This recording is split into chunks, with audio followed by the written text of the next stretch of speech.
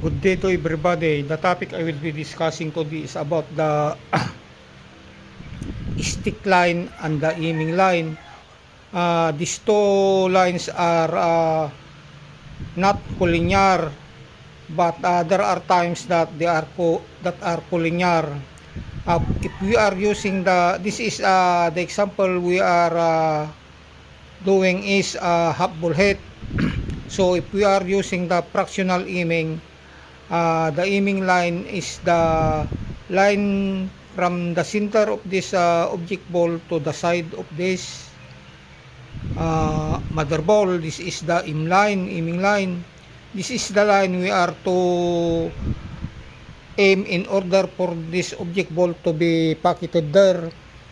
And the stick line is this one, from this side of this object ball to the center of this mother ball. So they are not collinear.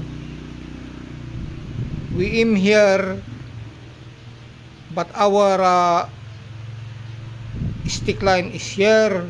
They are not collinear, but the aiming line and the stick line are collinear when we are using the point-to-point aiming system. So here we are using the 2 times the distance. This is the contact point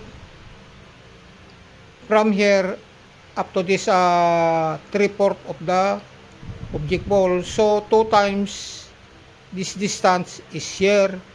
So this is 1. This is the aiming line and the stick line. So they are collinear.